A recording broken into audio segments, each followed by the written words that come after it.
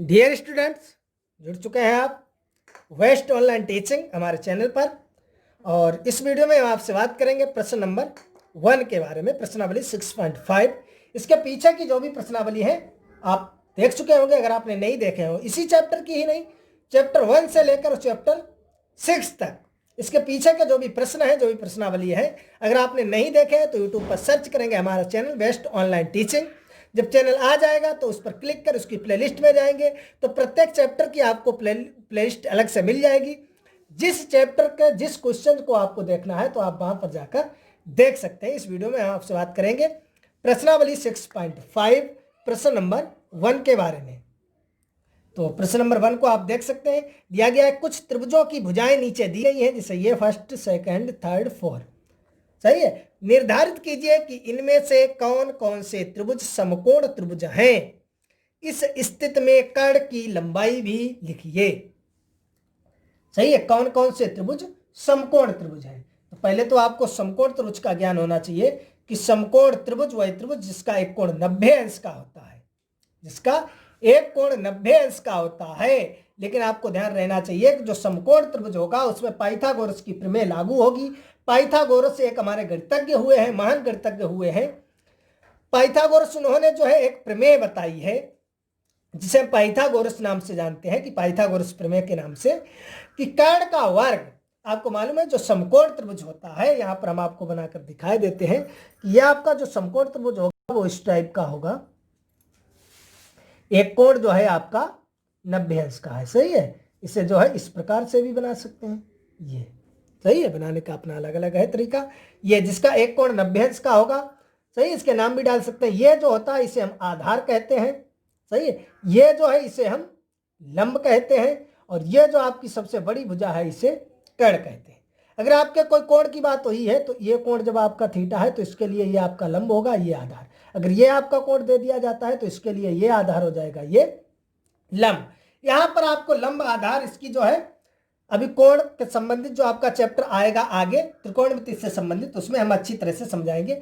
यहां पर आप पाइथागोरस प्रमेय के बारे में वर्णन करेंगे। पाइथागोरस प्रमेय मैंने बताया है जो आपका होता है, पाइथागोरस ने क्या बताया है कि कर्ण का वर्ग, कर्ण किसे कहते हैं, जो सबसे बड़ी भुजा होती है आपकी, वो कर्ण, जो त्रिभुज में सबसे बड़ी भुजा होगी उसे हम कर्ण कहते हैं। या आप यूं कह सकते हैं जो 90 अंश के कोण, जो आपका 90 अंश का कोण बनता है उसके सामने जो भुजा होगी उसे हम कर्ण कहेंगे।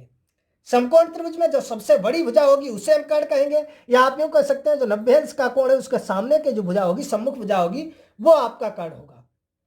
तो पाइथागोरस ने बताया कि कर्ण का वर्ग, इस जो बड़ी भुजा की वैल्यू दी होगी इसका वर्ग यदि हम करेंगे और इन जो भुजाओं की वैल्यू है इनका वर्ग करके यदि हम ऐड करते हैं, जोड़ते हैं, तो ये बड़ी भुजा के बराबर होगा। यह पाइथागोरस का प्रमेय है। सही है। तो ये देखते हैं, ये भुजाएं आपकी दी गई हैं। यहां पर आप देखते हैं ये आपका फर्स्ट दिया गया है, ये त्रिभुज की भुजाएं हैं। फर्स्ट में 7 सेंटीमीटर, 24 सेंटीमीटर और 25 सेंटीमीटर। आपको बताना है कि क्या ये समकोण त्रिभुज की भुजाएं हैं। यदि ये समकोण त्रिभुज की भुजाएं होंगी तो कर्ण इसमें क्या हो गया, हमने बताया सबसे बड़ी भुजा जो है वो कर्ण होगी। तो सबसे बड़ी भुजा इसमें 25 सेंटीमीटर, तो इसका कर्ण हो जाएगा 25 सेंटीमीटर। यदि ये समकोण त्रिभुज है तो हम 25 का वर्ग करेंगे और 7 का वर्ग करेंगे, 24 का वर्ग करेंगे, जोड़ेंगे, देखते हैं 25 के वर्ग के बराबर आता है या नहीं आता है। तो देखिए अगर हम 25 का वर्ग करते हैं तो आपको मालूम है 25 का वर्ग यानी 25 × 25 बराबर 625। सही। 25 का 25 में गुणा। अब हम यदि करते हैं 7 का वर्ग तो हो जाएगा 7 का वर्ग 7 × 7 बराबर 49। अब छोटी भुजा अब और एक है उसका करते हैं 24 का वर्ग, तो 24 × 24 शायद होता है 576। सही है। ये आपका हो जाएगा। अब पाइथागोरस की प्रमेय क्या कहती है कि ये दोनों भुजाओं का योग करो, यानी इसका देखो जोड़ते हैं यदि हम 49 और प्लस 576, तो जोड़ दो, 9 6 15 के 5 हासिल 1 और 7 4 11 12 के 1 हासिल 1 और 1 2, 5 और 1 6, सॉरी, सही जोड़ सकते हैं। 9 4 15 5 हासिल 1, 7 5 12, सही है। 7 4 11 12 के 2 हासिल 1 और ये आपका हो जाएगा 5 और 1 6, 625। तो यहाँ से आप देख सकते हैं ये 625 आ गया, यानी दोनों भुजाओं का वर्ग का योग किया है 625 आया, और बड़ी जो भुजा है उसका हमने वर्ग किया वो भी आपका 625 है। तो यहाँ से हम लिख सकते हैं चूंकि 25 का वर्ग बराबर 7 का वर्ग और प्लस 49 का वर्ग, 24 का वर्ग, सॉरी 24 का वर्ग।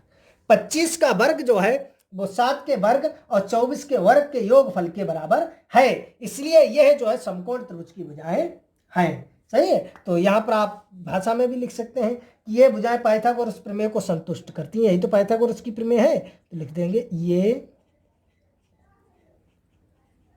भुजाएं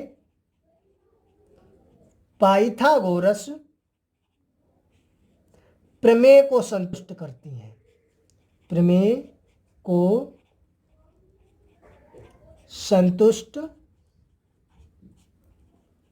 करती हैं। क्योंकि पाइथागोरस की प्रमेय क्या है कि बड़ी भुजा का वर्ग जो है दोनों छोटी भुजाओं के वर्ग के योगफल के बराबर होना चाहिए। सही है। तो हम लिख सकते हैं अतः ये समकोण त्रिभुज की भुजाएं हैं, अतः यह समकोण त्रिभुज की भुजाएं हैं, समकोण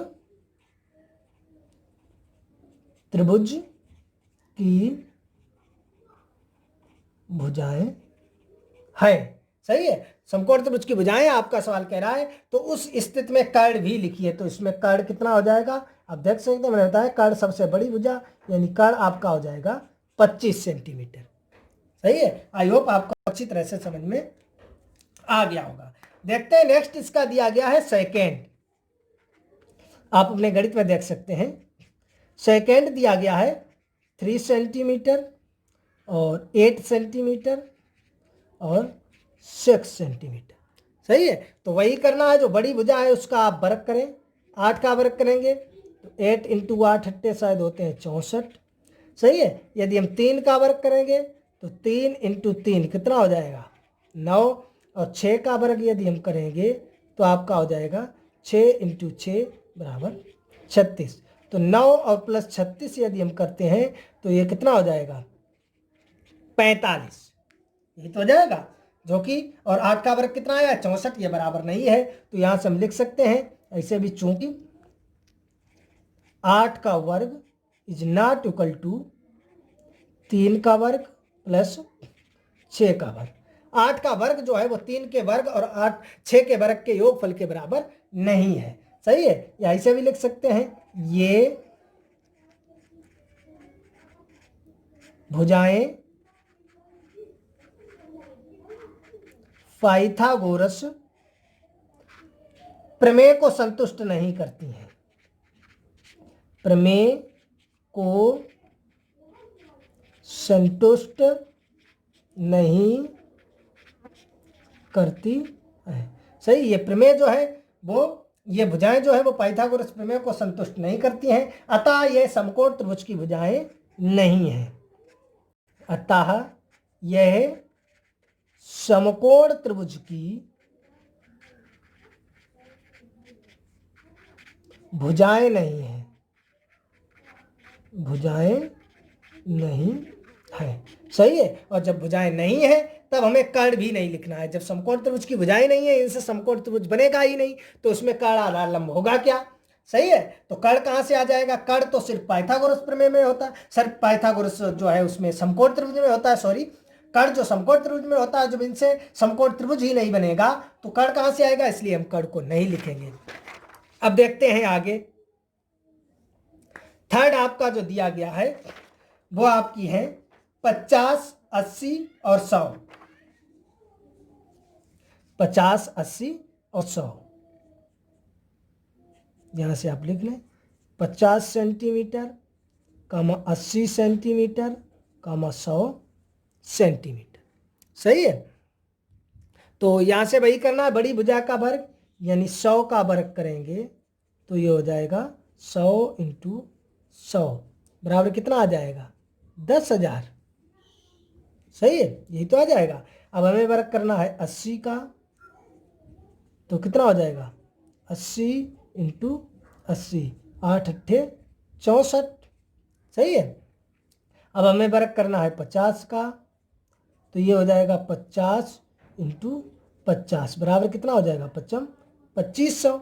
सही। यदि हम जोड़ना चाहें 6400 और प्लस 2500 तो आपका हो जाएगा 00549 और 628 8900। सही है, बराबर नहीं है लिख देंगे, चूंकि 100 का वर्ग इज नॉट इक्वल टू 80 का वर्ग और प्लस 50 का वर्ग। सही है, पाइथागोरस प्रमेय को संतुष्ट नहीं करती है, हिंदी भाषा में भी लिख सकते हैं। इसलिए यह समकोण त्रिभुज की भुजाएं नहीं है, समकोण त्रिभुज की भुजाएं नहीं है, भुजाएं नहीं है। सही है। अब आपका जो थर्ड बच्चा है उसे भी आप देख सकते हैं। सही, तो थर्ड ये देख सकते हैं। तो इसमें देखो बड़ी भुजा क्या है 13 को वर्ग कर दो, फोर्थ शायद फोर्थ देखते हैं, तो 13 इंटू 13 बराबर हो जाएगा 169। सही है। अब करना है 12 का वर्ग, तो हो जाएगा 12 इंटू 12 बराबर 144। सही है। अब करना है 5 का वर्ग, तो हो जाएगा 5 इंटू 5 बराबर 25। अब यहाँ से आप जोड़ लें 144 और प्लस 25 बराबर आ जाएगा 169। बराबर आ गया है। तो यहाँ से जो है आप लिख सकते हैं, चूंकि 13 का वर्ग बराबर 12 का वर्ग और प्लस 5 का वर्ग, या हिंदी में लिखेंगे कि ये जो है भुजाएं पाइथागोरस प्रमेय को संतुष्ट करती हैं, इसलिए यह समकोण त्रिभुज की भुजाएं हैं, समकोण त्रिभुज की भुजाएं हैं। सही है। तब आपका कर्ण भी पूछा गया है, तो कर्ण सबसे बड़ी भुजा यानी 13 सेंटीमीटर। आई होप आपको अच्छी तरह से समझ में आ गया होगा। कहीं पर कोई डाउट है, समस्या है, कमेंट बॉक्स में बता सकते हैं। बहुत ही सरल क्वेश्चन है। आप तो हाई स्कूल में ही, ये तो क्वेश्चन कक्षा 7 और 6 में मिलता है। कक्षा 7 में भी मिलता है कि पाइथागोरियन त्रिक जो है छांटिए दिए जाते हैं, इसमें कौन से पाइथागोरियन त्रिक हैं, तो यही करना पड़ता है। बड़ी भुजा का वर्ग करो, छोटी भुजाओं के वर्ग करके योगफल करो। अगर बराबर आता है यानी पाइथागोरस प्रमेय को संतुष्ट करता है, तो वो पाइथागोरियन त्रिक होंगे, यानी समकोण त्रिभुज होंगे, और समकोण त्रिभुज की वो भुजाएं होंगी, उनसे समकोण त्रिभुज बन सकता है। यदि बड़ी भुजा का वर्ग दोनों छोटी भुजाओं के वर्गों के योगफल के बराबर नहीं है, तो वो पाइथागोरियन त्रिक नहीं है, यानी वो समकोण त्रिभुज नहीं है, उन भुजाओं से समकोण त्रिभुज नहीं बन सकता है। तो चलिए मिलेंगे अगले वीडियो में प्रश्न नंबर 2 के साथ।